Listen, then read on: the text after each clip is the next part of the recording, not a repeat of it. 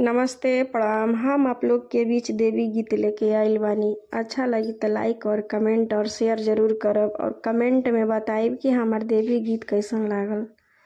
जे हमार वीडियो देखा था, माई, चाची, बहन, भाभी, बड़े बड़े भैया लोग, सब लोग के हाथ जोड़ के प्रणाम बा।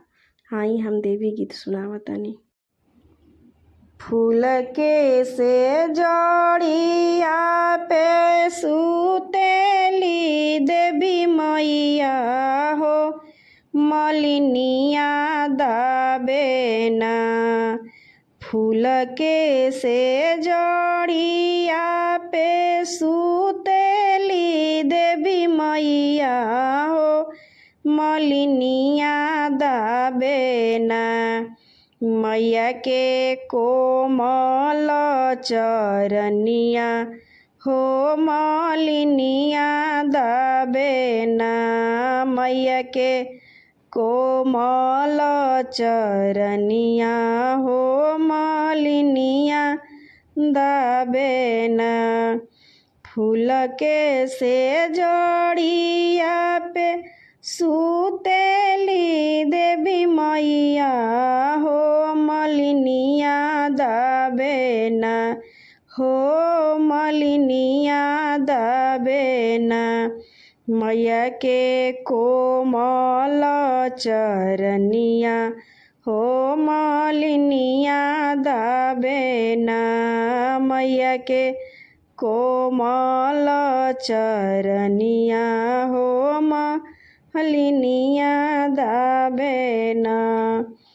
कवन गुनावा मोरी मैया भावे नरियलवा हो, कवन गुनावा ना भावे लल की चुनरिया हो, कवन गुनावा ना मोरी मैया भावे लल की चुनरिया हो, कवन गुनावा ना मोरी मैया भावे अढ़उलवा हो, कवन गुनावा ना।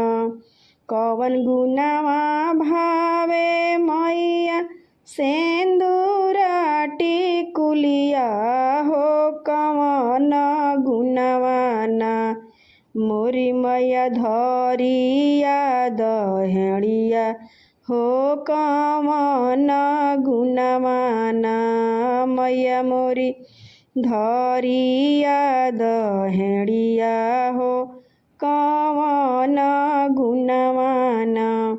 कवन गुनावा भावे मैया हलुआ सोहरिया हो, कवन गुनावा ना भावे अढ़उलवा हो मैया, कवन गुनावा ना। जवन गुनावा नारियल भावे गोटेदार गुनावा चुनरिया हो, किलाले गुनावा ना भावे अढ़उल सेंदूरा टिकुलिया हो, किलाले रंगवा ना। जुड़े जुड़े मांगे मालिन धरिया दहेड़िया हो, कि मीठे मीठे ना भावे हलुआ सोहरिया हो, कि मीठे मीठे ना भावे हलुआ सोहरिया हो, कि मीठे मीठे ना।